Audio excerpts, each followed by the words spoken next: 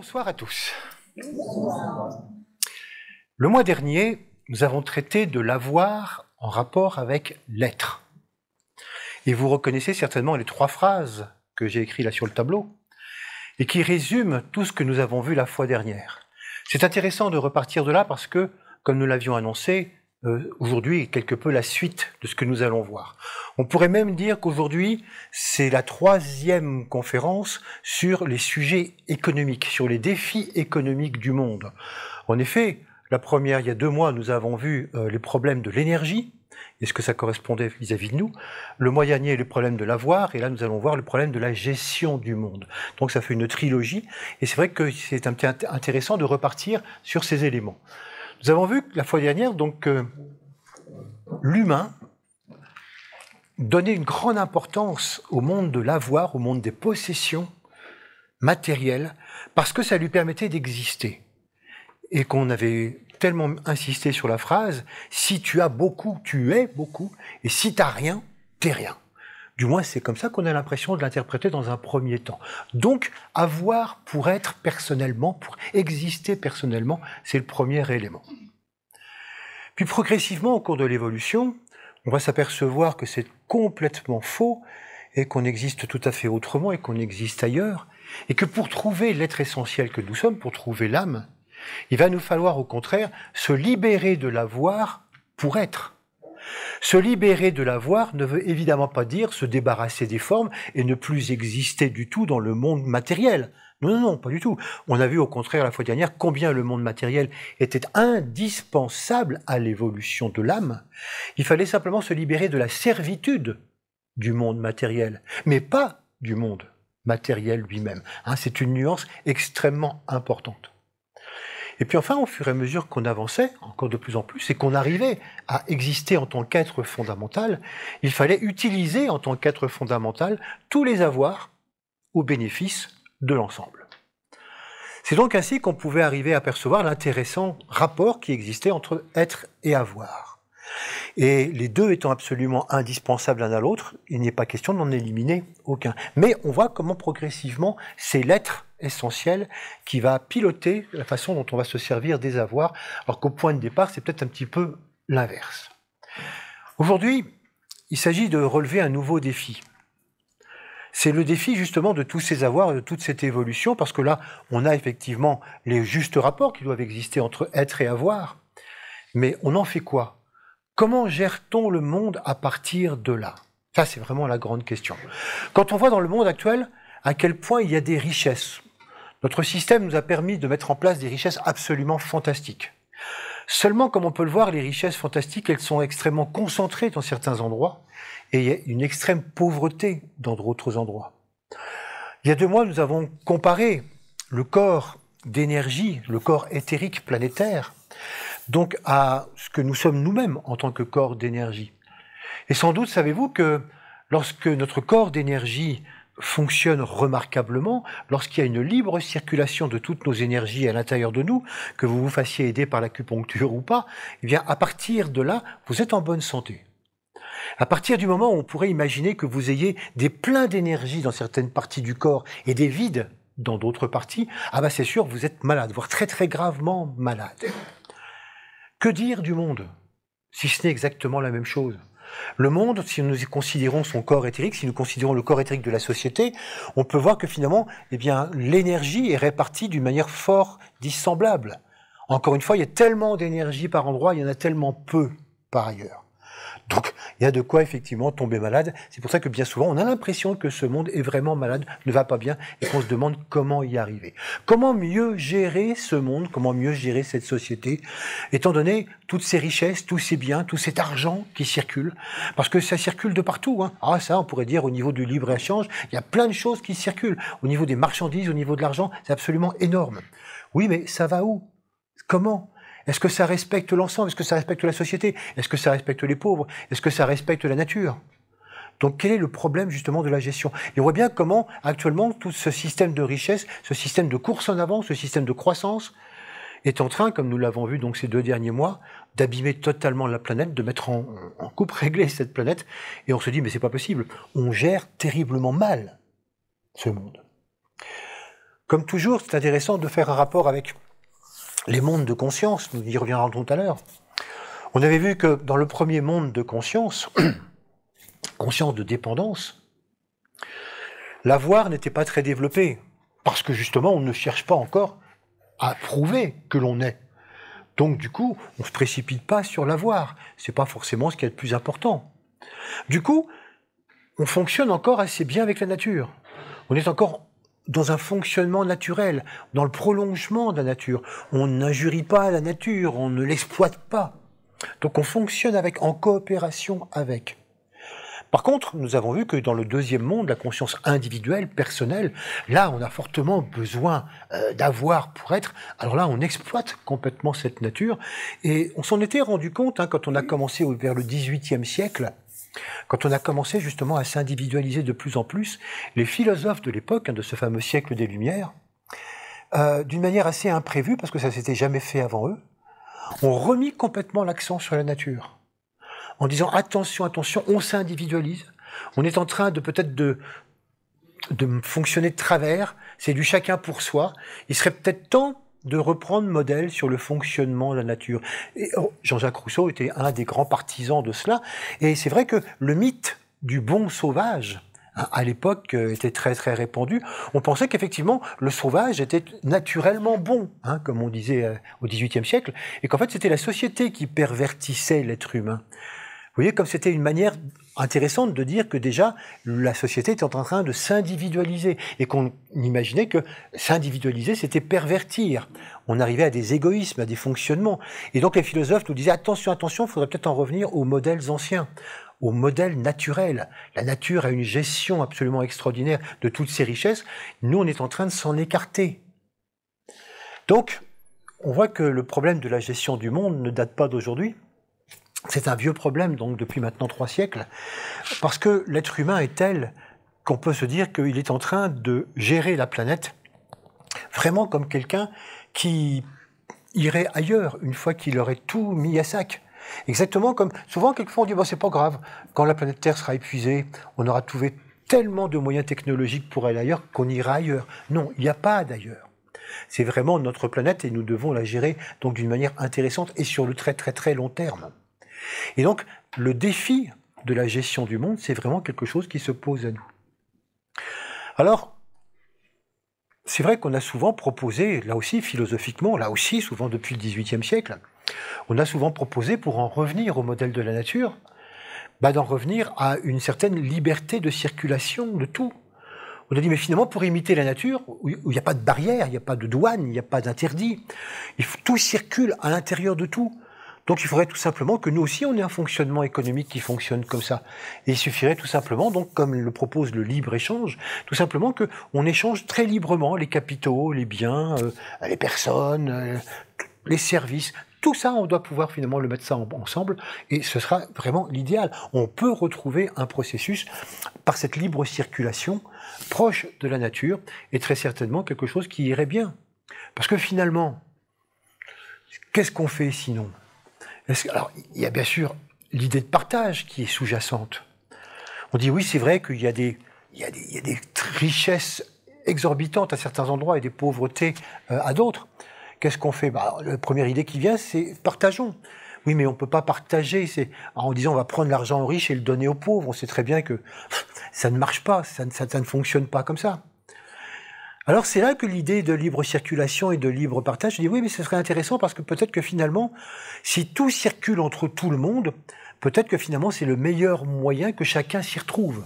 C'est certainement le meilleur moyen de retrouver un moyen naturel, exactement encore une fois comme la nature, et que ce serait finalement une espèce de partage naturel, libre-échange, un partage naturel qui se ferait de cette manière-là. Et donc, on s'est dit, allez, ça vaut certainement le coup d'essayer.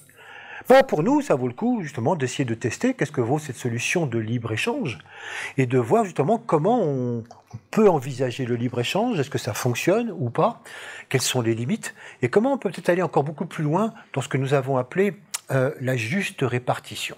Donc du libre-échange, de la juste répartition, c'est le défi à relever que nous allons chercher à voir ce soir. Commençons déjà par voir, ou juste quelques rappels rapides, sur le fonctionnement de la nature. Ça va nous servir de comparaison après. La nature, et j'entends par là les différents règnes que représentent le minéral, le végétal, l'animal, on pourrait dire, mais pourquoi pas l'humain? Parce que pour l'instant, l'humain s'est quelque peu coupé, dissocié, comme je viens de le dire, de la nature. Donc j'en reste simplement à ce qui fonctionne selon cette loi naturelle, donc minéral, végétal, animal. On s'aperçoit que ce monde fonctionne remarquablement selon les lois de l'énergie. C'est-à-dire que ça fonctionne comme le corps éthérique. Ça suit complètement la libre circulation des énergies, non seulement entre les individus, mais entre les règnes eux-mêmes, entre les espèces. On a véritablement une circulation incroyablement harmonieuse de coopération. Alors on pourrait dire harmonieuse, harmonieuse. Je ne crois pas que l'antilope qui sert de repas au lion le soir trouve que c'est un fonctionnement harmonieux.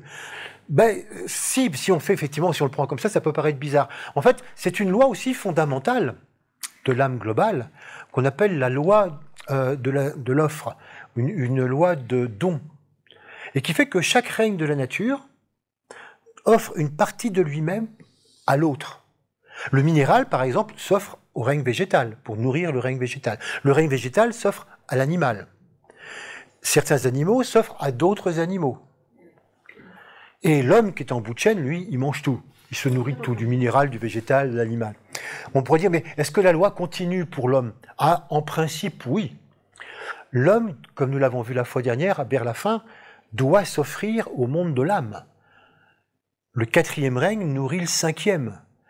C'est ce qu'on avait vu dans cette histoire de l'offre et de la demande inversée la fois dernière, c'est que nous avons à nous offrir au monde de l'âme. Et c'est ce que nous ne faisons pas. L'homme casse la chaîne, et c'est pour ça qu'il fait plutôt partie de ce système de la nature. Parce que finalement, l'homme se nourrit du minéral, du végétal, de l'animal, et il cherche aussi dans ses contacts avec l'âme à se nourrir de l'âme, en demandant « âme, s'il te plaît, peux-tu m'apporter de l'éclairage? Peux-tu m'apporter de l'amour ?» Donc il mange tout. Donc il casse cette loi fondamentale de chaîne dans laquelle chacun amène une participation, se nourrit et s'offre en partie au règne d'après. Ça fait partie de la loi. Donc le fait que le lion mange l'antilope n'est pas forcément quelque chose qui casse cette coopération et cette harmonie. Pas plus que l'herbe qui s'offre à la vache ou à l'antilope juste avant que le lion la mange. À chaque fois, c'est un processus comme ça de don d'une partie de sa vie pour que tout ceci fonctionne selon une règle merveilleuse. Donc une règle de coopération.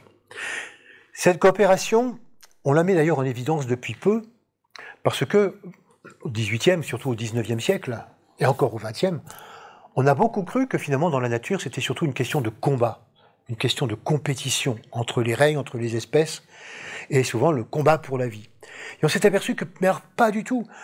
Plus on connaît ces mondes-là, plus on s'aperçoit qu'ils coopèrent totalement. Et que finalement, on a besoin de tout.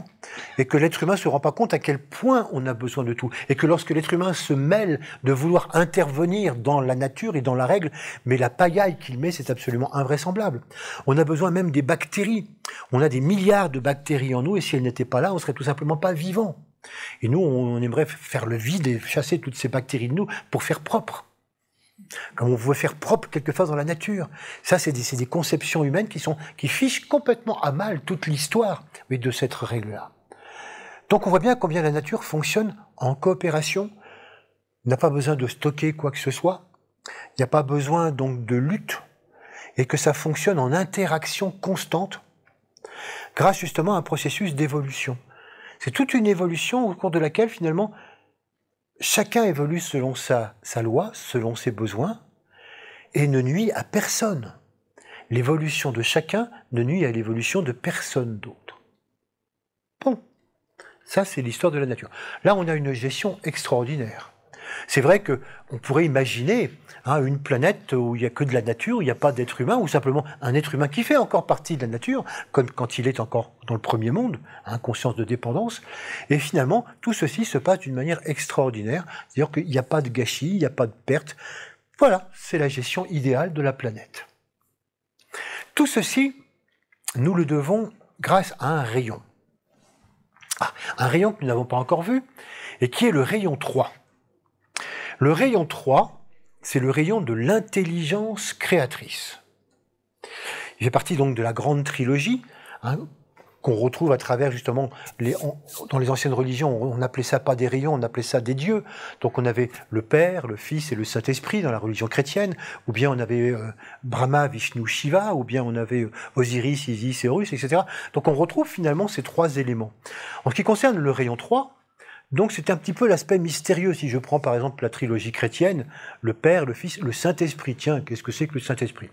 L'intelligence créatrice, c'est vraiment un rayon extraordinaire parce que nous lui devons le monde dans lequel nous vivons. C'est le créateur de tout. C'est véritablement celui qui est à l'origine du monde, de l'univers, à l'origine du système solaire, à l'origine de toutes les formes telles que nous pouvons les voir. Donc dès qu'il y a un monde de formes visibles, c'est qu'il y a eu du rayon 3 derrière. En effet, ce rayon 3, il va répondre à quelque chose d'important, qui est de répondre à un plan. Or, ce plan, c'est ce qui fait justement le secret du fonctionnement de la nature. Pourquoi est-ce que la nature fonctionne d'une manière aussi harmonieuse? Parce que derrière tout ça, il y a un plan d'ensemble, il y a un plan d'évolution globale, unique, et qui fait que toute cette organisation tourne autour de ce même plan d'évolution de conscience. Par conséquent, à partir de ce moment-là, tout ce qui se crée, toutes les formes, toute la richesse des formes minérales, végétales, animales, etc., sont au service de la même idée fondamentale. Et le rayon 3, c'est justement le rayon qui est au service d'un plan, au rayon d'un service d'une idée absolument fondamentale. C'est ça qui est absolument important dans cette histoire de rayon. Il va organiser les rapports qui existent entre le monde de l'âme et le monde des formes, entre le monde de la conscience et le monde des formes. Le fait que des âmes s'incarnent dans des formes, eh bien, c'est véritablement toute l'histoire donc du rayon 3. C'est lui qui va organiser toutes les marches, tous les stades de l'évolution de la conscience à travers des myriades de formes de minéraux, de végétaux, d'animaux, avec des processus de taille complètement différents, avec une capacité d'adaptation absolument fantastique. Quand on voit qu'à quel point tous ces mondes s'adaptent à toutes les conditions climatiques, toutes les conditions, c'est particulièrement vrai dans le monde animal. On voit qu'il y a des animaux absolument partout, sur Terre, sous la Terre, sur les eaux, dans les eaux, même très très profondément, dans les airs, dans les déserts glacés, dans les déserts torrides. Bref, il y en a absolument partout. Et à chaque fois, c'est des formes de vie qui sont adaptées. Et derrière ces formes, toujours des consciences qui évoluent, chacune à leur niveau. Et tout ceci en même temps, tout ceci en coopération complète. Le rayon 3, vous voyez, mérite son nom, intelligence créatrice. Quand on parle, scientifiquement, quand les scientifiques admirent ce modèle créateur, quand on voit la nature, on dit mais comment est-ce qu'on peut imaginer, mais qui a pu concevoir ça? Si ceux qui croient en Dieu, ils vont dire Dieu. Ceux qui n'y croient pas, ils disent mais c'est absolument fabuleux de voir un tel système d'interdépendance et qui fonctionne. C'est une telle intelligence qu'on a du mal à voir comment ça a pu être mis en place progressivement par le hasard, si véritablement il y a un hasard. Donc le processus créateur, il est là. Intelligence créatrice. Beauté de l'intelligence du monde. Donc, on pourrait dire que c'est véritablement là que se passe toute l'histoire. D'ailleurs, ce rayon 3, il correspond à une grande loi fondamentale qu'on appelle la loi d'économie. Économie, c'est éco et nomie, ce sont deux mots grecs. L'éco, ça veut dire la maison, et nomie, ça veut dire la gestion. L'économie, c'est la gestion de la maison. Quand on parle au niveau particulier de nos économies à nous. Quand il s'agit d'agrandir un peu, ça peut être la planète. Donc l'économie, c'est la gestion planétaire. Donc on peut dire qu'effectivement, le rayon 3, c'est vraiment celui qui tient la grande loi de la gestion planétaire. Voilà pourquoi il gère aussi bien tous les règnes vivants de cette manière-là, et que c'est aussi intelligent que ça. Alors là, on pourrait se dire, mais alors, si je comprends bien, l'être humain, lui, échappe totalement au rayon 3. Il n'a pas de rayon 3, l'être humain. Si, non, il n'y échappe pas. On pourrait même dire qu'il est extrêmement marqué par le rayon 3. On pourrait même dire d'ailleurs que c'est un rayon qui est en influence de l'humanité depuis très très longtemps, depuis le XVe siècle. Par conséquent, c'est dire que c'est vraiment quelque chose qui influence l'humanité depuis très longtemps. Mais alors, comment ça se fait que si l'humanité est aussi en rapport avec le rayon 3, ça semble ne pas du tout avoir d'influence sur lui et que ça donne finalement pas du tout une gestion intelligente. Comment ça se fait? Il semble échapper complètement à cette grande loi d'économie. Ah non, non, il n'y échappe pas du tout. Ah non, non, il est complètement influencé par le rayon 3. Ah oui, il n'y a pas de problème de ce côté-là. Il est à fond au rayon 3.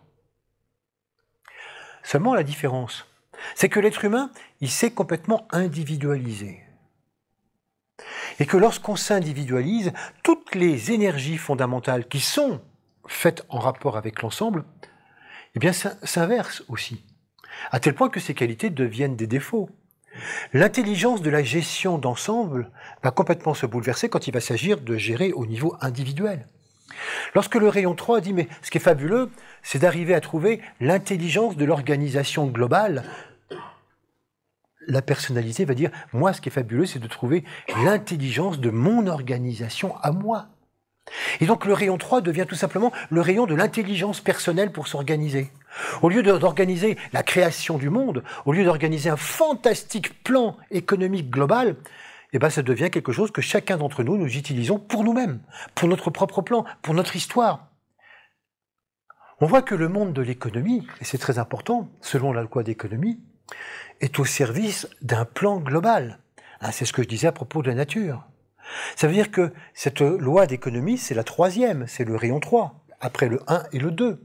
Ça veut dire que la loi d'économie, elle sait qu'il existe la nécessité d'un plan d'amour, et qu'il faut véritablement travailler ce plan d'amour, 1 et 2.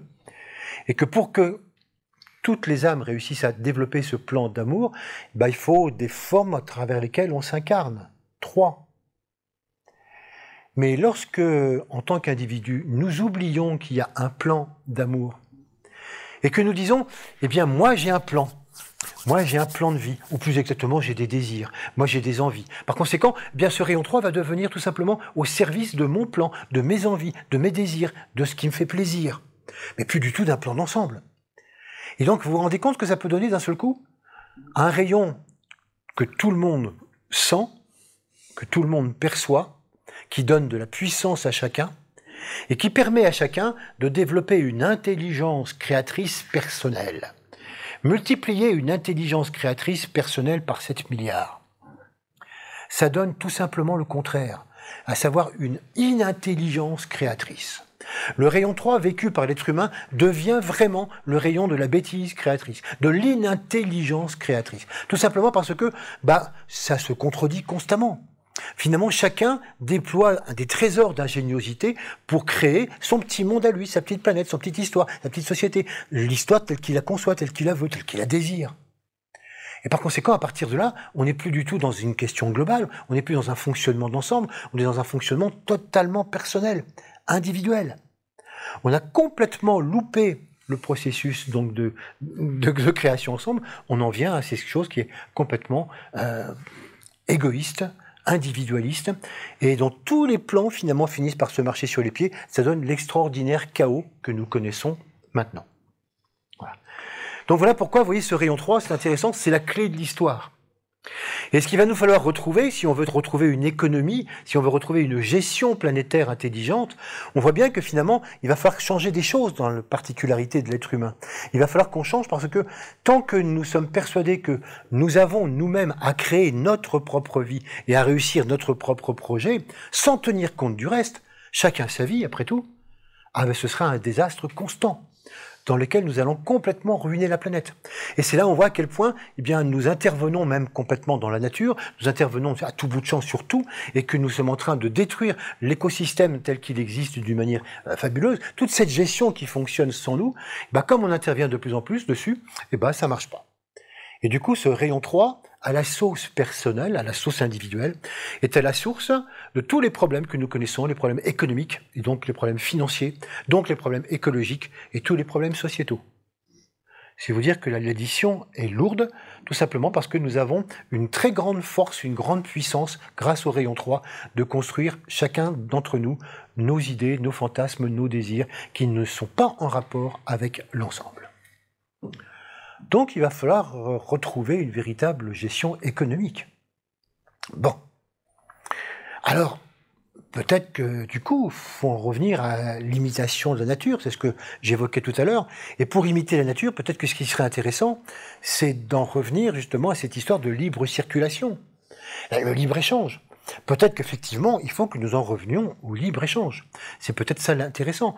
Et c'est vrai que, en tant que doctrine économique, c'est quelque chose qui date là encore donc d'un certain temps, mais c'est discuté depuis longtemps. Est-ce que c'est le protectionnisme ou le libre-échange qui est le mieux? Est-ce qu'il faut faire attention de ne pas s'ouvrir trop tôt et chacun se développe dans son coin? Oui, c'est peut-être intéressant, mais peut-être qu'on n'a pas tous les mêmes chances, on n'a pas tous les mêmes énergies, on n'a pas tous les mêmes terres cultivables. Donc le protectionnisme est intéressant pour nous, mais est-ce que finalement, il n'y a pas intérêt à ce qu'on soit tous une humanité unie et que les échanges sont certainement préférables? Donc libre circulation. C'est pour ça qu'on voit aussi des pays qui s'unissent comme l'Union européenne. Et donc, au sein de l'Union européenne, on a défini par exemple 4 libertés qui sont importantes donc dans la définition de l'Union européenne. La liberté de circulation des biens, des capitaux, des services et des personnes. C'est en théorie. Hein. Donc, liberté au sein de l'Union européenne, si vous êtes européen. En ce qui concerne les capitaux, les services et les biens, ça circule pas mal. En ce qui concerne les personnes, vous noterez la nuance, on a dit circuler, on n'a pas dit s'installer. Hein? On n'a pas dit liberté d'installation. Circuler, oui, vous pouvez, pas de problème. Bon, c'est une nuance. Et on voit bien que généralement, par rapport au libre-échange, quand on voit même au niveau mondial, tout le monde retient dans le libre-échange les 3 premières. Oui, on va échanger les biens, les capitaux, les services. Les personnes, très modérément. C'est généralement ce qui gêne le plus. Ce qui va jeter justement un regard très suspect sur ce processus de libre-échange. Donc voilà comment on définit ce libre-échange. On pourrait dire, bon, ben alors est-ce que c'est quelque chose qui fonctionne bien? Oui, enfin, la définition en tout cas du libre-échange, c'est de dire, il faut absolument supprimer toutes les barrières douanières. Il faut absolument supprimer toutes les lois, tous les règlements, tout ce qui gêne le commerce, tout ce qui gêne les échanges. Il faut que ça puisse être complètement libre et que finalement, chacun, si vous produisez du café, puis nous on produit des voitures, et voilà, vous nous vendez librement votre café, on vous vend librement les voitures, il n'y a pas de problème. Donc c'est vrai que, comme ça, l'idée est belle. Les échanges comme ça, c'est très beau, c'est très joli sur le papier et en théorie.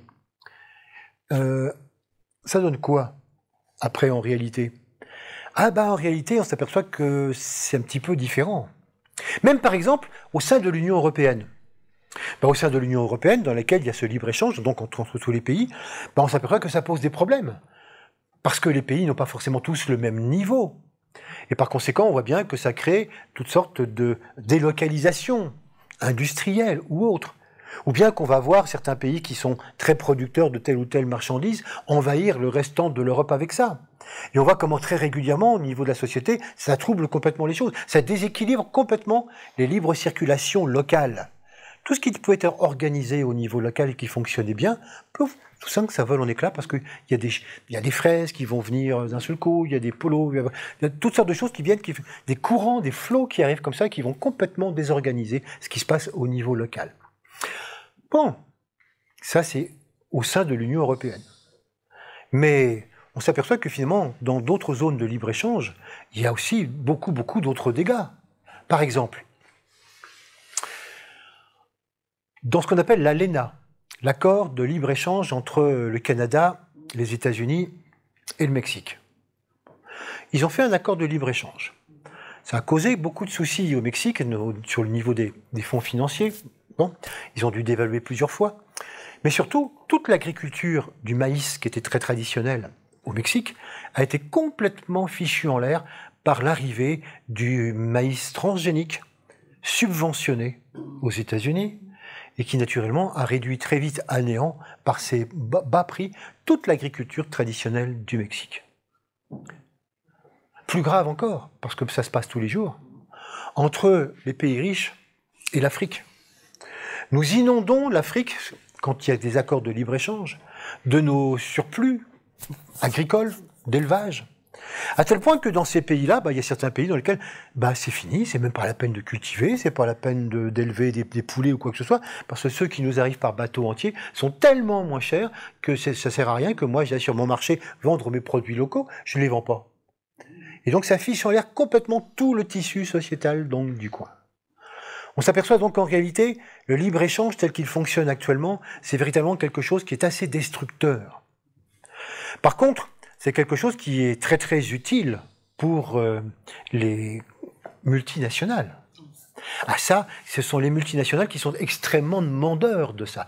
Non, le paysan local, il est très très peu demandeur. Par contre, les multinationales, les grands fonds financiers, eux, ils ont véritablement envie que ça prenne de l'ampleur. Pourquoi? Parce que on s'aperçoit que de plus en plus, le pouvoir économique, au lieu d'être au service véritablement du pouvoir politique, est en train de le supplanter. On s'aperçoit que finalement le pouvoir économique, il devient transnational. Il s'occupe absolument pas de savoir qu'est-ce qui gère, qui a le pouvoir, il s'en fiche éperdument. Il est au-delà de ça. Et c'est ça qui finalement qui est grave, c'est que on va arriver à un processus dans lequel l'économique s'est complètement inversé par rapport au politique. C'est là où nous avons une erreur très grave. C'est qu'on s'aperçoit que finalement, au lieu d'être au service d'un plan, au service d'une idée générale, au service du niveau global, ça s'est tellement inversé que c'est devenu simplement le moyen par lequel les choses peuvent se développer. Et donc, d'un seul coup, le moyen a pris la place de la finalité. L'économie, au lieu d'être le simple moyen, devient le but. Et pour tout, regardez comme le monde des formes, d'un seul coup, pour nous les formes, notre propre forme et toutes les formes qu'on utilise, ce ne seraient que des moyens pour avancer, des moyens pour évoluer. Et ça devient le but en soi. L'argent, ce ne serait qu'un moyen d'échange, ça devient un but à développer pour lui-même. Et on voit bien comment finalement, d'un seul coup, l'économisme, faute de plan, faute de vision claire, faute finalement d'avoir un objectif, eh bien, il prend toute l'importance et il envahit tout. Y compris donc le monde politique, qui théoriquement devrait être le monde qui fixe justement un plan, qui fixe une direction. Et donc c'est eux qui sont très très demandeurs de ça. Et pourtant, est-ce que ça a du libre-échange? Non. Il n'y a qu'à voir, quand on fait des accords de libre-échange, à quel point c'est difficile, à quel point ça se négocie, à quel point chacun cherche en réalité à être gagnant. Et donc le libre-échange, ça devrait être théoriquement gagnant-gagnant. Tout le monde y gagne. C'est pas le cas. C'est évidemment gagnant-perdant. Et lorsque on croit au début avoir fait une bonne affaire et un bon accord de libre-échange, ça veut dire que moi je me dis, à tous les coups, je vais leur vendre beaucoup plus que ce qu'ils vont me vendre, ça va être une très bonne affaire. Si d'un seul coup ça se révèle, pour des changements de circonstances, pas si bonne que ça, je redemande tout de suite la renégociation des accords de libre-échange. C'est vous dire que ça n'a rien de libre. C'est complètement intéressé. Derrière tout ça, il y a les intérêts particuliers, il y a les intérêts des grandes puissances, il y a les intérêts donc de l'argent. Donc c'est vraiment rien du tout de libre et on est complètement à côté du processus. Donc, ça ne fonctionne pas au niveau international. Ça ne fonctionne pas du tout. C'est vraiment quelque chose qui est au service, encore une fois, des plus puissants et qui ne répartit rien. Ça n'aide pas du tout les pays à avancer. Ça ne répartit absolument pas les richesses. Au contraire, ça les mobilise de plus en plus, chaque fois dans des mains de moins en moins nombreuses. Donc, c'est pas une solution. Mais comme vous le savez, parce que depuis qu'on regarde un petit peu tous ces défis, on en revient finalement à la base de la société, la base du monde, à savoir nous. Est-ce que nous, ça fonctionne le libre-échange entre nous?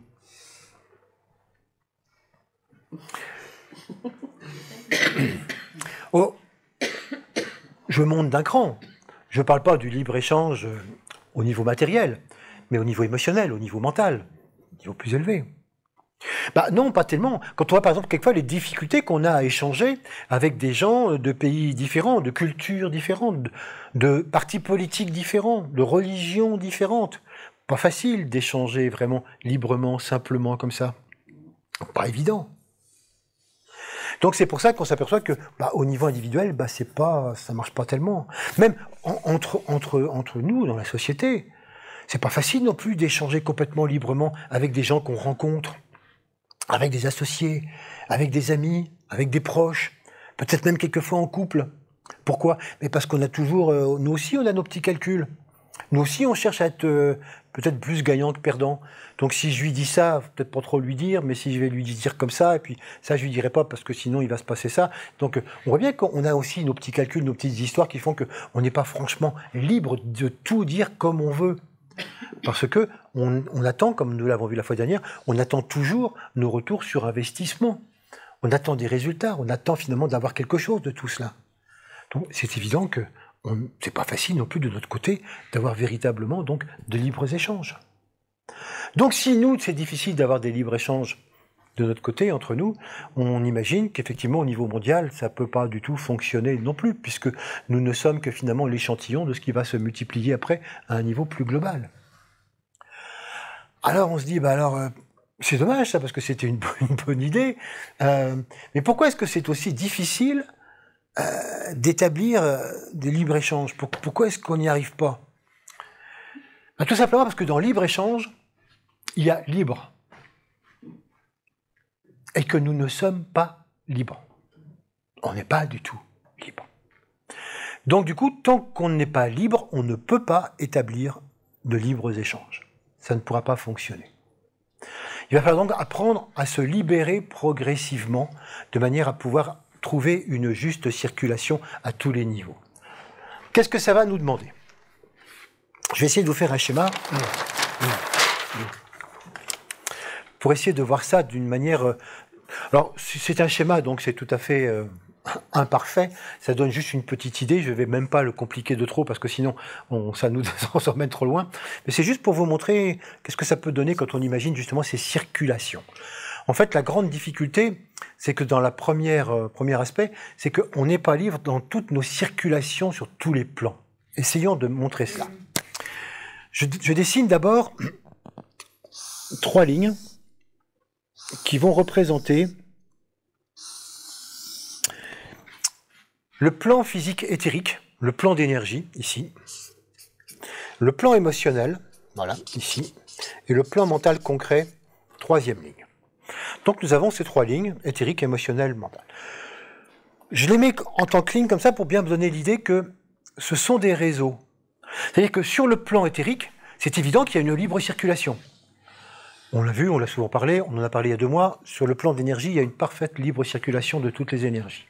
Bon. Sur le plan émotionnel, il y a aussi une libre circulation des émotions entre tous les gens, tout le temps. C'est complètement même planétaire. C'est même tellement planétaire que souvent les émotions créent des contagions. Il n'y a qu'à voir, par exemple, comment d'un seul coup il y a une contagion dans un pays parce qu'on a gagné la Coupe du Monde de football. Ou bien, dans un autre genre, quand on a été victime du terrorisme et qu'on est tous complètement abattus et que ça gagne même d'autres pays et qu'on s'aperçoit combien, mais c'est affreux ce qui se passe. Il y a une véritable contagion émotionnelle, même mondiale. Donc on peut s'apercevoir qu'effectivement, les émotions, ça circule bien. On est même aidé maintenant d'ailleurs pour les faire circuler par les réseaux sociaux, sur lesquels on peut balancer tout ce qu'on veut comme émotion, par Internet, sur la télévision, etc. Donc on voit bien que ça, alors là, pour ce qui circulait, ça circule. Et surtout, notre principale problématique pour nous, c'est souvent de savoir s'en protéger. Parce qu'on peut être atteint par des ambiances, on peut être atteint par une folie, on peut être atteint parce que quand on est vraiment pris dans un bain de foule où tout le monde est délirant, dans la tristesse, dans la peur, ou au contraire dans la gaieté, savoir garder son calme, savoir se retrouver, ne pas se laisser envahir par cela, ça fait partie de la libre circulation. Vous remarquerez qu'on est proche finalement de ce qui se passe avec le libre-échange, quand un pays fort intervient dans un pays faible. Là, quand une émotion forte et puissante vient nous troubler, ça nous fiche complètement en l'air, momentanément. Et c'est pas facile toujours de s'en protéger, parce qu'on n'est pas libre, parce qu'on n'a pas appris complètement à se dégager complètement de l'émotionnel. Sur le plan mental, pareil. Sur le plan mental aussi, les idées circulent. Alors là, c'est des idées plus concrètes, donc, mais ça fonctionne. Comme c'est complètement en rapport avec le plan émotionnel, toutes les modes, toutes les idées, toutes les opinions, tout ce qui circule, ça circule partout, il n'y a pas de problème. Donc on se trouve là face à 3 plans, qui sont 3 réseaux, et finalement partout c'est planétaire, donc il y a tout à fait une liberté de circulation. Là, tout va bien. Au-dessus, on va marquer la personnalité. Et là, comme la personnalité, c'est la conscience de moi, tout d'abord, je l'individualise. Vous voyez, je ne mets pas une ligne. Parce que justement, là, il ne va pas y avoir de circulation dans un premier temps. Et puis j'en fais 4 parce que nous allons regarder ce qui va se passer au cours des 4 mondes de conscience. Voilà. Au-dessus, je remarque une ligne qu'on va appeler la ligne du mental abstrait. Le mental qui est capable de se dégager de l'émotionnel pour essayer de percevoir les lois fondamentales, les idées fondamentales, et surtout les idées d'ensemble. Et en rapport au-dessus, je vais mettre une autre ligne qu'on va appeler la ligne du cœur. Voilà. Très bien. Et puis, l'âme, un petit peu, ça ne marche plus, hop, l'âme, comme ceci.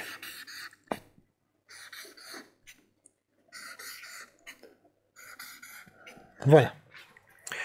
Naturellement, sur les deux lignes supérieures, au niveau du mental abstrait, c'est là où circulent les lois. Il y a un réseau, ça circule parfaitement. Au niveau du cœur, c'est effectivement un réseau d'amour, ça circule parfaitement. La difficulté, là, c'est pas du tout de se laisser envahir, c'est peut-être de les atteindre. Et naturellement, l'âme, qui est ce petit point de lumière que nous sommes chacun, et qui est ce point d'accroche, ce point avec lequel nous pouvons contacter justement ces lignes de mental abstrait et ces lignes de cœur. Voilà donc un petit peu ce processus, comment ça se présente. Donc, comme on le voit finalement, même au niveau de la personne inférieure, nous sommes composés d'éléments, d'énergie qui circulent bien. Et donc, à un niveau horizontal, tout va bien. Alors pourquoi ça ne marche pas? Pourquoi est-ce qu'on n'arrive pas, nous, à être aussi horizontaux que les réseaux dont nous sommes composés? Parce qu'il nous manque quelque chose de fondamental. C'est la libre circulation verticale. C'est que chacun d'entre nous, nous sommes complètement dans un processus de verticalité. Et c'est là que ça ne marche pas. Qu'est-ce qui va se passer, par exemple, dans les gens qui sont en conscience de dépendance, qu'on va appeler le premier monde? Eh bien, ces gens, ils sont en train, actuellement, de chercher à coordonner, à créer une coordination entre le plan éthérique, le plan émotionnel et le début du mental. Voilà. Actuellement, ils en sont là. C'est ce qu'ils ont créé comme point de verticalité. Ils commencent à relier ces différents réseaux. Mais ils ne fonctionnent pas encore complètement librement au niveau du mental. Et la petite croix que je mets, c'est le point de gestion. Actuellement, donc, ils gèrent leur vie ici, à partir donc justement d'un émotionnel plus ou moins teinté de mental. C'est leur point de gestion. C'est pour ça que à ce niveau-là, en conscience de dépendance, eux, ils peuvent très très bien fonctionner sur un réseau entre émotionnels. Alors ça peut fonctionner très très bien, comme les adolescents, hein, souvent qui en sont à ce même point, ils construisent un petit peu progressivement le mental aussi, mais donc souvent ça fonctionne aussi très bien au niveau de l'émotionnel. Bien. Mais la personnalité n'est pas encore atteinte, l'âme non plus du tout. Donc on n'est pas du tout dans ces réseaux. Pour l'instant, ils sont complètement encore prisonniers de ces trois plans qu'on appelle les trois plans de la forme. Donc, naturellement, qui ne nous donnent pas toute la libération possible qu'on retrouve sur le plan de l'âme.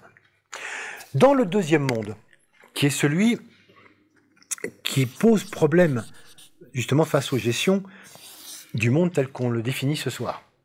Eh bien, ce deuxième monde, nous allons trouver un travail qui se fait comme ceci.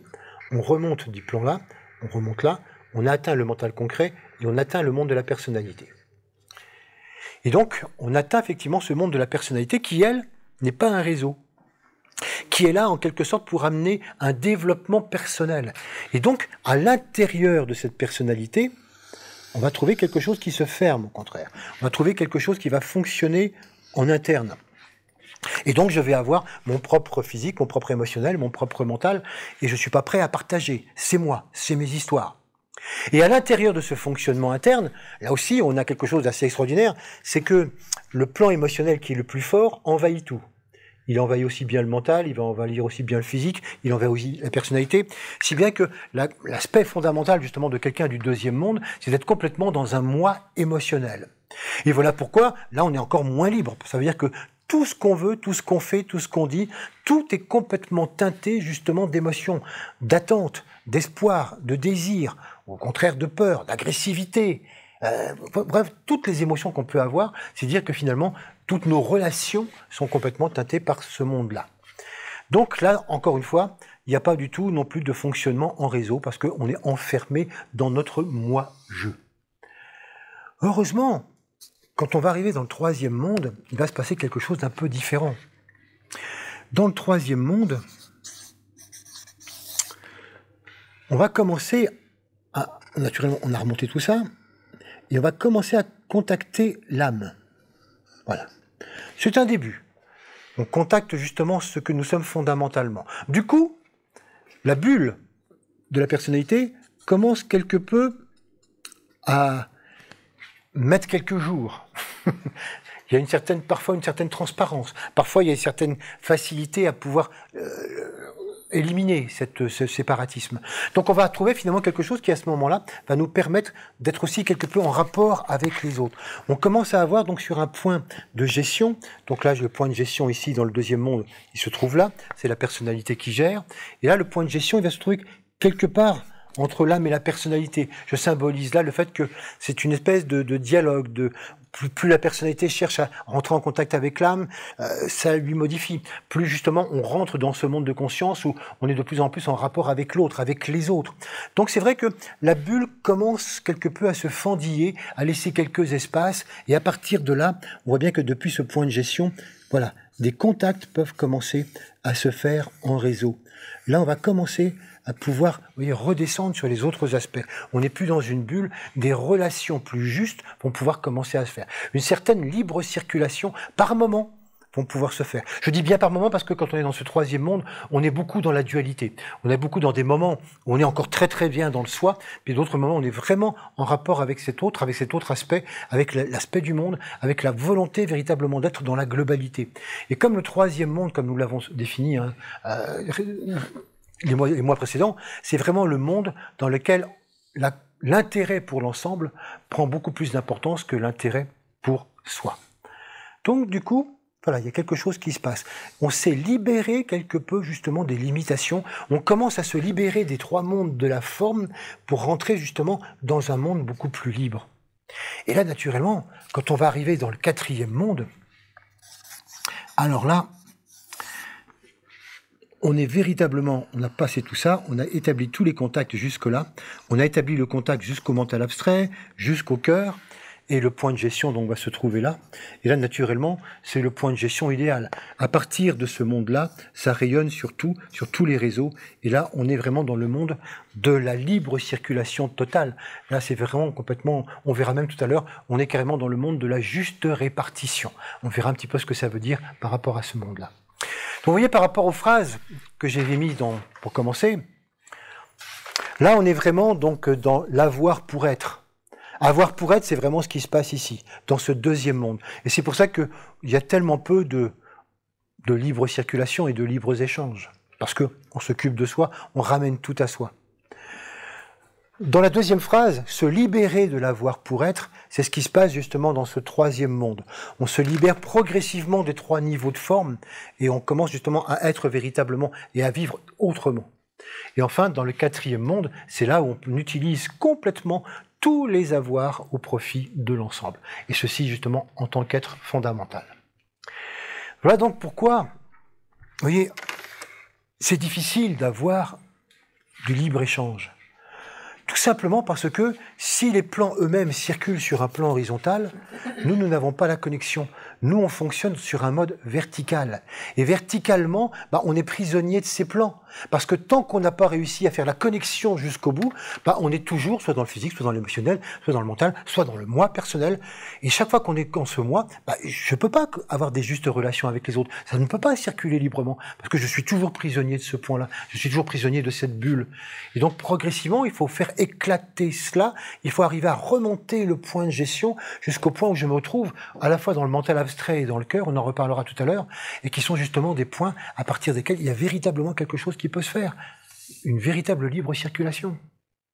Et puis, regardez aussi un point important. Pourquoi est-ce que les pays riches cassent tout par rapport aux pays pauvres quand ils interviennent justement dans un processus de soi-disant libre-échange?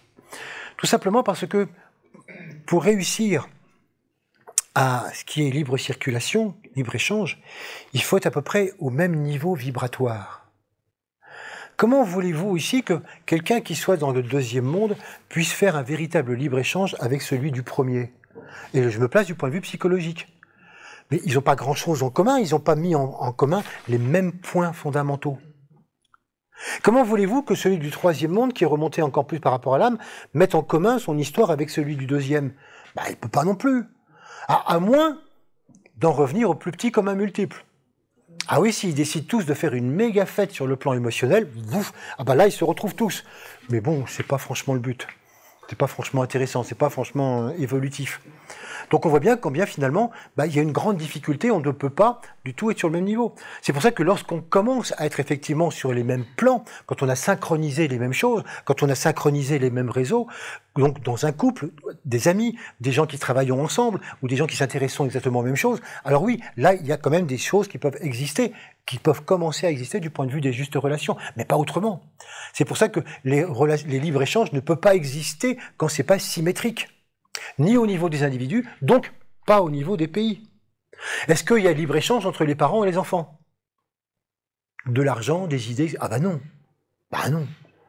On est des parents et un enfant de 4-5 ans, libre-échange. Non. C'est pas symétrique du tout. Donc oui, c'est impossible. Donc il y aura tout un processus de rapport dépendant de l'éducation, mais c'est pas du tout quelque chose donc de symétrique. Donc c'est pour ça que c'est un peu intéressant de voir que finalement le libre-échange ne peut fonctionner que dans certaines conditions, et que c'est pour ça que finalement pour l'instant, pour nous c'est pas franchement un modèle jouable, parce que l'essentiel de la société se trouve sur ce deuxième monde, et là on le voit bien, on est chacun dans le pour soi, et qu'on a beau faire partie de réseaux qui sont eux-mêmes donc en circulation, nous en faisons quelque chose qui est tout simplement pour soi. Alors on pourrait dire, alors franchement c'est dommage, il faut enterrer cette idée de libre circulation, on laisse tomber, on abandonne. Ah bah non. Non, non, ce qu'on montre justement avec ce schéma, c'est justement les phases. Pourquoi c'est impossible maintenant, mais pourquoi on va vers une libre circulation dans le troisième monde et une juste répartition dans le quatrième? Ça nous donne un espoir. Et si chacun d'entre nous sommes là ce soir, c'est justement parce que on a déjà abandonné quelque peu le deuxième monde, on est au minimum au troisième monde, et qu'on commence à avoir une petite idée de ce que ça donne de se libérer des plans inférieurs, se libérer justement de l'émotionnel, du moi, etc., des intérêts, du désir. On commence à avoir des moments où on est comme ça. Et donc ça peut donner naissance justement à des libres circulations. Et qu'il faut y aller de plus en plus pour aller justement vers cette juste répartition. Qu'est-ce que ça va nous demander ? Ce qui va être intéressant pour redonner justement ces lettres de noblesse à la libre circulation et pour que ça puisse fonctionner, c'est vraiment en rapport avec deux qualités. Les deux points essentiels qu'il nous faut développer chacun. Le premier point, c'est retrouver un plan global par le mental abstrait. On l'atteint quand on atteint cette ligne-là. Le deuxième point, c'est retrouver le développement du cœur qu'on atteint quand on atteint cette ligne-là. Donc vous voyez, c'est vraiment quelque chose qui se met ici, donc dans le troisième et quatrième monde. Bon. Voyons qu'est-ce que ça donne de manière plus détaillée. Tout d'abord, en rapport avec un plan global. Tout à l'heure, je vous disais, le problème du rayon 3, ou plutôt la qualité du rayon 3, je vais commencer par la qualité, c'est d'être au service d'un plan.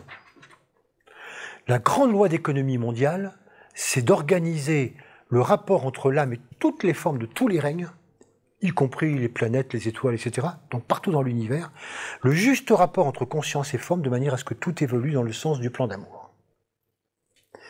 Et je vous disais, le drame que nous en avons fait, c'est que comme on a oublié qu'il y avait un plan d'amour, et qu'on y a substitué un plan personnel, le monde économique, d'un seul coup, est devenu le but, alors qu'il n'était que le moyen. Le rayon 3 est devenu le but, alors qu'il n'était que le moyen. Donc la solution est simple. Si nous voulons finalement refonctionner d'une manière normale, il faut que nous redonnions au 3 son rôle de moyen, mais pour ça, encore faut-il que nous ayons le 1. Il faut que nous retrouvions ce qu'on pourrait appeler le pouvoir politique, le pouvoir du 1. On en reparlera dans 2 mois. Mais c'est ce que nous avons complètement perdu. C'est pour ça que ce qui est important pour nous, ce qui est fondamental pour nous, c'est de se dire, mais quel est le plan à travers lequel nous allons évoluer? Quel est le plan d'ensemble? Quel est le plan global? Tant que nous nous contentons d'un plan individuel, tant qu'on se contente de dire « bon ben moi, mon plan de vie, c'est ça. Je l'ai organisé quand j'étais jeune, ça a à peu près bien marché, j'ai fait ceci, j'ai fait cela. Je suis assez content de moi, bon si c'était à refaire, 2-3 petits problèmes, mais je crois que je referai à peu près la même chose. Voilà. Bref, j'ai réussi ma vie, je suis content. » Ça, c'est des déclarations de deuxième monde. J'ai réussi ma vie, je suis content, deuxième monde. Ouais, qu'il faut un petit peu troisième aussi. Par contre, ce qu'on développe à partir du troisième monde, c'est de dire, mais on s'en fout de réussir sa vie. L'individualisme n'a pas de sens. On n'est pas là sur Terre, on n'est pas venu sur Terre simplement pour imaginer un projet personnel et le réussir. Ça n'a aucun sens, puisqu'on est une globalité, on est un ensemble. Donc c'est évident qu'il faut qu'on change complètement ce paramètre et qu'on le remplace par le fait que dire, non, non, on est un plan d'ensemble, on est une globalité, et à partir de là, on va voir comment on s'y prend pour avancer ensemble. Il nous faut redéfinir un plan d'ensemble. Et ça doit prendre une telle importance que ça doit devenir notre leitmotiv essentiel dans notre vie. Presque tous les matins, on se lève en pensant au plan d'ensemble, au lieu de penser qu'est-ce que je vais faire de ma journée pour réussir ma vie. Deuxième monde. Non, qu'est-ce que nous allons faire de notre journée pour réussir donc la vie planétaire? Qu'est-ce que nous allons apporter à l'ensemble? Se réinscrire dans cet objectif-là. Pour dire, bon, bah oui, alors, c'est quoi ce plan d'ensemble? Est-ce qu'on va parler du plan d'amour? Oui, mais au quotidien, ça vous motive, vous, le plan d'amour? Bon. Est-ce qu'on va parler, est-ce qu'il faudrait que la solution, c'est que l'humanité croit à nouveau en Dieu? Non. Non, ça, on a déjà fait, ça. Que l'humanité entière croit en Dieu, ça a créé beaucoup de guerres. Ça en crée encore, d'ailleurs. Hein, donc, non, c'est pas la peine, non, ça, c'est pas le truc. Mais alors, qu'est-ce que c'est? Oh, il faut partir de notre prochain pas et de ce qui est le plus simple. Ce que nous cherchons à atteindre, c'est ce monde de l'âme, c'est ce monde du cœur et ce mental. C'est ça que nous cherchons à atteindre. Voilà pourquoi, finalement, si l'âme, comme nous le désignons, est avant tout un monde de conscience d'ensemble, de conscience de groupe. Hein, souvent, quand on cherche à définir, quand on nous demande des explications, « Ah, tu crois en l'âme? Qu'est-ce que c'est pour toi l'âme ?» Eh bien, c'est une bonne question. Qu'est-ce que c'est que l'âme? Alors, c'est comme qui dirait un point de lumière. Bon, vous voyez, on est toujours un petit peu embarrassé par les choses anciennes. Ce qui est vraiment important maintenant, dans le XXIe siècle, c'est d'arriver à définir tout le processus spirituel par la psychologie. Oh, par la psychologie ancienne, hein, la psychologie ésotérique. C'est-à-dire non plus à définir les choses d'une manière un peu mystique, à l'ancienne, mais simplement en termes d'état de conscience. L'âme, ça n'est rien d'autre qu'une conscience d'ensemble. Et c'est superbe, parce que vous avez des gens qui sont mystiques, vous avez des gens qui méditent, vous avez des gens qui croient en l'âme, tel qu'on peut le dire d'une certaine manière ésotérique, et qui considèrent généralement que tous ceux qui ne considèrent pas l'âme, ou tous ceux qui se disent complètement athées, ou qui considèrent même que évoquer l'âme c'est une bêtise, sont des gens qui sont loin, loin, loin encore dans l'involution. Non, non.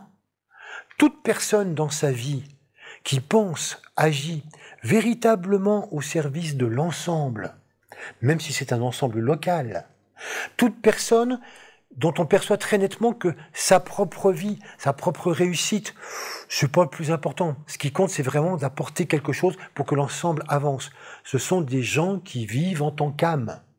Qu'ils y croient ou non n'a aucune espèce d'importance. Le mot âme étant l'aspect ancien dont on désigne les choses. Peut-être que maintenant on pourrait peut-être arrêter de dire âme et de dire simplement la conscience globale, la conscience d'ensemble. C'est ça qui est magique. C'est que finalement, vous voyez, la personnalité, c'est la conscience personnelle. L'âme, c'est la conscience globale. Le passage, c'est du moi au nous. Voilà, c'est ça qu'on a à faire. Et voilà pourquoi finalement, on pourrait définir plus simplement le plan qu'on pourrait suivre, l'idée qu'on pourrait suivre, comme simplement l'idée de justes relations humaines. Il n'y a peut-être pas plus de choses importantes que ça. Quelquefois, ça manque un peu de grandeur pour certaines personnes, ça manque un peu de gloriole. Voilà. L'idée qu'on se lève tous les matins, parce que le plan d'ensemble qu'on a tous à suivre, c'est les justes relations entre les humains. Les justes relations entre les humains et tous les règnes de la nature. Pour l'instant, il n'y a pas de plan plus pratique et plus envisageable que celui-ci. C'est pour ça que oui, c'est vraiment intéressant, je vous le soumets à votre réflexion, à vos méditations. Je veux dire que finalement, si vraiment on est tous empreints de ça, si vraiment on se dit que c'est ça qui est le plus important, que notre objectif à tous, si nous avons un petit peu cet éveil au troisième monde de conscience, notre objectif à tous, c'est de promouvoir de plus justes relations entre tous les hommes et les femmes. Ce qui n'est pas gagné.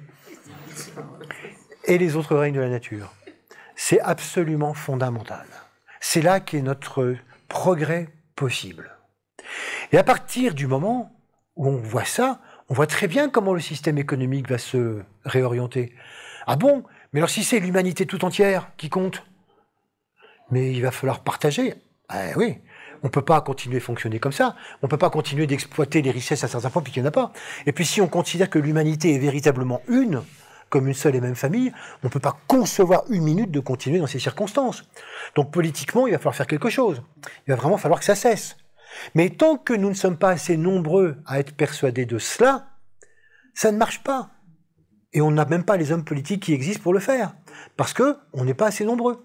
Et que nous-mêmes, quelquefois, dans notre quotidien, et pris dans notre quotidien, on l'oublie complètement. Notre vie personnelle reprend tellement souvent l'importance. Bon, c'est pas tous les autres, mais ma vie. Mon bonheur, mon malheur, etc. Ben non. Il faut laisser tomber ça, se dire, non, ce qui compte, vraiment psychologiquement, le prochain étape psychologique, c'est l'avancée de l'ensemble. Qu'est-ce que nous pouvons faire par rapport à ça? Et donc, dès que le politique reprend sur l'économique, entendez par là au sens le plus global, hein, dès que le plan reprend le dessus sur la mise en œuvre du rayon 3, le 1 l'emporte sur le rayon 3, toutes les choses rentrent dans l'ordre. Tout ce qui avait été inversé va reprendre vraiment sa place. Et là, le monde des solutions techniques va pouvoir apparaître, mais ce n'est pas notre travail d'en parler ici. Le deuxième point qui est important, que j'évoquais, c'est le plan du cœur. Je l'évoquais un petit peu tout de suite, là, à propos du plan. Mais ça, c'est un plan vraiment fondamental aussi à travailler. Donc, vous voyez, le premier point, c'est d'être persuadé que le meilleur plan dont nous avons à nous pénétrer, c'est vraiment les justes relations humaines avec les autres règnes. Bon. Et deuxièmement, c'est justement d'entrer dans la qualité de cette vision. Et la qualité de cette vision, c'est ce qu'on appelle le cœur. Bon, comme vous le savez, hein, vous qui suivez là depuis des années, le cœur n'a rien à voir avec l'affectif. Rien de rien de rien. Quand je parle du cœur, je parle du chakra du cœur. Et que le chakra du cœur est un des moins éveillés de l'humanité. Pourquoi? Parce que le chakra du cœur ne s'éveille absolument pas avec l'affectif. Vous avez beau aimer passionnément des gens, votre mari, votre femme, vos enfants, vos parents, etc. Vous avez beau aimer passionnément la nature, les animaux, votre petit chat, les arbres, le jardin, le chakra du cœur s'en fout. Tout ça, c'est de l'affectif, ça fait vibrer le plexus solaire à fond. Le chakra du cœur, voilà. Le chakra du cœur, il va simplement se mettre en route lorsqu'on commence justement à penser, à sentir et à réagir en termes d'ensemble, de globalité. Ah, quand on commence dans notre vie véritablement à montrer, pas simplement un intérêt intellectuel, hein, mais vrai, par rapport à l'ensemble. Quand on commence à voir que la vie de l'ensemble qui était derrière, cachée derrière ma vie à moi, oh, ça commence à réapparaître. Oh, c'est pas encore ça, hein, la vie d'ensemble et ma vie à l'arrière-plan. Non, non, mais ça commence déjà à apparaître. Ça prend plus d'importance. C'est presque même sur le même plan. Ah, alors là, le chakra du cœur, il se met en route. On voit donc bien que le chakra du cœur, dans notre vie, c'est tous les jours. C'est tous les jours penser à chercher à développer des moments où on se sent en union avec les groupes, en union avec l'ensemble, pas en union affective. Non, ça n'intéresse pas le chakra du cœur. C'est vraiment une union d'engagement. On se sent être un avec. C'est ça. Et tout ce que ça implique, du point de vue de la pensée, ou du point de vue de l'action, ou du point de vue de la réorientation même de notre argent, par exemple. Donc ça implique plein de choses. Être un avec l'humanité. Sentir que tout ce que nous avons de mieux à faire, c'est de faire avancer ce point-là. Passer du je au nous, du plexus solaire au cœur. Ça, c'est vraiment donc le deuxième travail que nous avons à faire tous les jours. Penser en termes d'ensemble. Pour vous donner quand même un petit exemple, et puis pour vous montrer aussi que ça avance, je voudrais parler d'une action de l'UNESCO, dont vous avez tous entendu parler. L'UNESCO, qui depuis 1972, classe certains sites culturels et naturels comme patrimoine mondial de l'humanité. C'est une action qui a commencé en 1972. On a voulu classer, protéger, faire comme ça, un certain nombre de lieux extraordinaires et dire mais ça a tellement de valeur que c'est pas simplement une valeur pour le pays qui abrite ce lieu, mais c'est un patrimoine mondial pour l'humanité. Donc il y a à peu près 1000 lieux comme ça. Au début, ce qui était intéressant, c'est que c'était surtout là où il y avait les grandes civilisations. Japon, Chine, Inde, toute l'Europe. Et donc, il y avait plein de pays, naturellement, qui n'ayant pas de monuments très historiques, eh ben, n'étaient pas dans cette classification. Bah, les États-Unis, par contre. Par conséquent, on a ajouté les lieux naturels. On s'est dit, mais il y a des endroits extraordinaires qu'il faut absolument classer et donc protéger. Ah, du coup, c'est vrai que ça a intéressé beaucoup plus de pays et que maintenant, il y a à peu près 1000 lieux dans 163 pays différents. Ce qui est intéressant, c'est que finalement, on connaît ça depuis très longtemps, mais figurez-vous que cette initiative n'a été ratifiée qu'il y a 6 mois.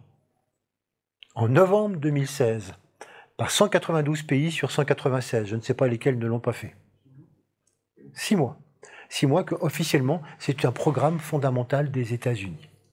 Des Nations Unies, pardon. Et puis, depuis 2006, on y a ajouté aussi quelque chose qui est le patrimoine culturel immatériel de l'humanité. Comme des cultures, des ethnies, des habitudes, etc. Donc des choses qui sont pas des monuments, qui sont pas des sites classés. Donc quelque chose d'immatériel, quelque chose de l'histoire, de la psychologie. Et on peut tous demander finalement qu'à un moment donné soit classé telle ou telle chose. Alors il y a toutes sortes de choses. Hein. Figurez-vous qu'on a même classé la salade crétoise. Ah, vous n'avez peut-être pas entendu parler de la salade crétoise. Figurez-vous qu'il y a un fantasme qui fait croire qu'en Crète, on n'est pas malade grâce à la cuisine crétoise, et en particulier une fameuse salade qui, grâce si consommée régulièrement, vous donnerait une santé. Évidemment, on est complètement dans le mythe, là, parce que comme si c'était éléments. Bref, la question n'est pas là. Donc, patrimoine de l'humanité, la salade crétoise. Mais pourquoi pas? Non mais pourquoi pas? Ça donne des idées. Là, on est quelque chose dans le cœur. Et si finalement, on commençait nous aussi à dire, ben voilà, absolument, continuons. On a commencé à classer des choses individuelles ou qui appartiennent à des peuples ou qui appartiennent à des individus. On commence à les classer patrimoine de l'humanité. Alors, il y a des gens qui ont demandé le classement de la forêt amazonienne pour la protéger. Naturellement, pour l'instant, le Brésil refuse, parce que, bon, je ne vais pas rentrer dans ces considérations. Mais pourquoi s'arrêter à la forêt brésilienne? Pourquoi est-ce qu'on ne demanderait pas le classement de toutes les forêts patrimoine de l'humanité? Pourquoi est-ce qu'on ne classerait pas toutes les rivières, les fleuves, les mers, les montagnes, patrimoine de l'humanité? Et on peut aller plus loin.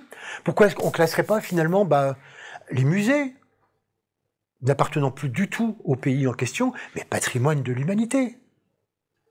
Pourquoi est-ce que progressivement on n'avancerait pas comme ça, vous voyez, dans le classement, à tel point qu'à un moment donné on se rendrait compte que, mais on finit par tout classer comme patrimoine de l'humanité. Ça veut dire que mine de rien, on est passé du moi au nous. On est passé du je possède, j'ai ça, à, mais non, ça se passe sur notre territoire, mais ça appartient à tout le monde. C'est la richesse de l'humanité, c'est notre richesse à tous. Pourquoi est-ce qu'on ne pourrait pas classer les animaux et les végétaux et les minéraux comme patrimoine mondial de l'humanité? Alors vous allez me dire, mais tout ça c'est quand même très anthropocentrique. Oui, c'est un début. Mais c'est un début d'arriver à considérer que ce serait déjà intéressant, d'un progrès de cœur, de lâcher comme ça un pouvoir qu'on aurait parce qu'on avait tel territoire, que c'est à nous, ou parce qu'on a le droit là-dessus, et de dire non, on ne peut pas y toucher n'importe comment. Ça appartient à l'ensemble, ça appartient à l'humanité. La Suisse a ça. Vous ne pouvez pas faire n'importe quoi dans des forêts en Suisse. Ça appartient à tous les Suisses. Et je vous assure que pour abattre un arbre, même dans un jardin, il faut demander des permissions. On ne peut pas faire n'importe quoi. Parce que, avant tout, c'est à tout le monde. Pourquoi ne pas continuer sur ce modèle et aller de plus en plus loin? Ça, c'est la progression du cœur. Arriver à prévoir que tout devienne, à un moment donné, patrimoine de l'humanité. Jusqu'au moment où, en étant vraiment de cœur, on va s'apercevoir que... non, il faut inverser. C'est nous tous qui sommes patrimoine de la Terre. Ah oui, ben oui.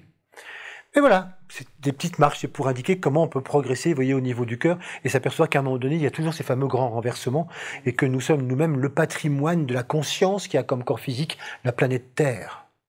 Une gigantesque conscience qu'on appelle quelquefois le logos planétaire. Donc voilà, c'est une progression indicative, vous voyez, au niveau du cœur. Tout ça pour vous montrer, encore une fois, combien, lorsque on aura vraiment défini dans ces deux lignes supérieures, on aura véritablement défini ce qu'est le processus d'un plan global, un plan de cœur, on remettra les choses à leur place. À nouveau, on sera véritablement dans une gestion du monde au service de ce plan d'amour et non pas livré à lui-même. Alors, on sera prêt pour passer au quatrième monde et à la juste répartition. Alors on pourrait se dire, mais tiens, qu'est-ce que c'est que cette juste répartition? Est-ce que c'est le partage? C'est intéressant de voir le mot répartition parce qu'il a plusieurs sens. Répartition, c'est vrai qu'on pourrait dire, bah oui, c'est un partage, on en parlait tout à l'heure, puisque les gens sont incapables finalement d'arriver à redistribuer normalement, bah, on va finalement dire, bah voilà, tous ceux qui ont telle fortune, ils vont donner à ceci, on va répartir les biens. Non, non, ça c'est effectivement une répartition très physique. Pour le quatrième monde, c'est pas du tout ça dont il s'agit. C'est quelque chose de tout à fait différent. La juste répartition, c'est comme savoir chacun se répartir dans le rôle qui nous échoit. C'est réussir à ce que chacun trouve sa note, sa responsabilité, et se retrouve finalement dans le rôle dont on attend qu'il apporte quelque chose à l'ensemble de l'évolution. Comment chacun d'entre nous, on se répartit de nous-mêmes en rapport à l'ensemble? C'est qu'à partir du moment où on voit qu'il y a une tâche commune, ben, il faut bien se répartir le travail. Mais il n'y a personne qui le répartit. Il n'y a personne qui dit, toi ici, toi là, toi t'es bon pour ça, toi... Non, non, non. C'est à chacun d'entre nous, à partir du moment où on va sentir ce que nous sommes véritablement, ce qui se passe dans le quatrième monde, on sent l'âme que nous sommes, on sent l'être qu'on est, et d'un seul coup, on trouve sa place. Moi, ce que j'ai à faire pour faire aider l'humanité à avancer, même extraordinairement modestement, peut-être même que personne ne le verra, c'est ça que j'ai à faire, ou c'est ça que j'ai à dire, ou c'est ça que j'ai à vivre. C'est tout. Que ce soit matériel, immatériel, visible, invisible, ça n'a aucune espèce d'importance. Il faut des gens partout, sur tous les plans. Se sentir que, voilà, telle est la place à partir de laquelle j'ai une responsabilité à exercer. C'est ça qu'on va appeler la juste répartition. Et personne ne nous répartit. C'est à nous de nous répartir. C'est intéressant de comparer avec l'orchestre. Quand vous avez un orchestre et que vous avez une partition d'orchestre, la partition du chef d'orchestre, vous voyez, la partition, vous avez tous les instruments. Et naturellement, chaque instrument, lui, a sa partition. C'est-à-dire que l'œuvre se répartit entre tous les instruments de l'orchestre. Et chacun a simplement sa partition. Il n'y a pas la partition des autres. Et naturellement, chacun a la responsabilité de sa partition par rapport à son instrument. Et tous ensemble, ça joue l'œuvre. À condition de s'être mis d'accord sur l'œuvre. Imaginez un orchestre où personne ne s'est mis d'accord sur l'œuvre et chacun arrive avec sa partition préférée. Moi, j'ai envie de jouer ça, moi, j'ai envie de jouer ça. Vous avez tous une chanson préférée? Attention à mon signal, vous entonnez les 10 premières secondes de votre chanson préférée. Prêt? On y va!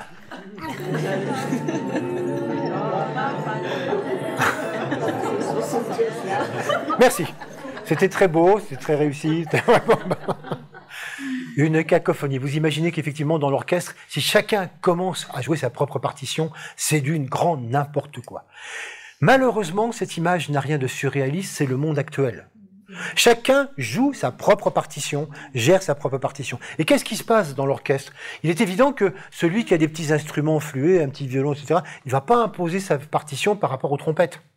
Ce sont donc les instruments les plus forts, les plus bruyants, qui progressivement vont jouer, qui ne vont pas être gênés par les autres, et qui vont imposer leur partition, parce que les autres ils vont arrêter de jouer. Bon, on s'entend plus. Bon, si tu veux, on joue ce que tu joues, on joue ton œuvre. Donc ils vont mettre tout le monde d'accord. Exactement comme dans le libre-échange actuel. C'est toujours celui le plus fort qui oblige les autres à jouer sa partition. Donc, d'où l'intérêt d'un plan commun. Nous choisissons tous ensemble de jouer cette œuvre. Et à partir de là, effectivement, nous nous répartissons le travail. Et chaque instrument. Et naturellement, il n'est pas question de vouloir avoir des rapports de pouvoir, jouer plus fort que les autres, avoir plus de notes, avoir plus d'importance, dans l'humilité la plus totale, y compris le triangle qui éventuellement pourrait n'avoir qu'une seule note à jouer de toute l'œuvre, mais au bon moment. Il n'a pas à envier ceux qui n'arrêtent pas de jouer. Non, non, pas du tout. Chacun est complémentaire. Même si quelquefois, oui, quand tout le monde, tous les instruments jouent ensemble dans un tout petit, Ah, vous entendez souvent bien tous les cuivres, vous entendez tout ce qui fait le plus de bruit, et vous voyez quelquefois des instruments qui ont l'air, quelquefois même on voit très surpris la harpe qui est là, et on n'entend rien. On dit, bah, elle jouerait pas, ça changerait pas grand-chose. Hein. Détrompez-vous. Ça participe à la richesse de l'harmonie des sons. Un son est composé de toutes sortes d'harmoniques, de toutes sortes de couleurs. Et finalement, même si vous n'arrivez pas à le distinguer, ça participe à la richesse du son. Par conséquent, nous-mêmes, on pourrait dire, oh, moi, ce que je fais, hein, je le ferai ou je le ferai pas. Personne ne le verrait. Détrompez-vous. Ce que vous faites est irremplaçable. Ce que vous faites amène une couleur absolument fondamentale dans l'œuvre commune. Même si personne ne vous dit merci, même si ça ne se voit pas, même s'il n'y a que vous qui le savez. C'est important. C'est comme ça que le monde existe. C'est comme ça que l'œuvre peut être jouée. Parce que tout le monde est là et que chacun joue sa partition après s'être réparti.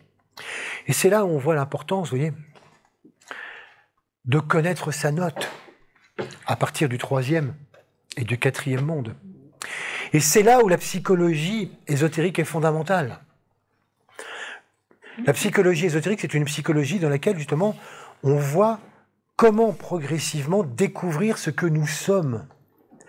C'est pas simplement que nous sommes un émotionnel, un mental. Non, non, c'est arriver à s'y retrouver dans tous ces corps. C'est arriver à comprendre que finalement, quand on parle de personnalité, mais c'est quoi la personnalité en moi? Et en quoi je la distingue du mental et de l'émotionnel et du physique?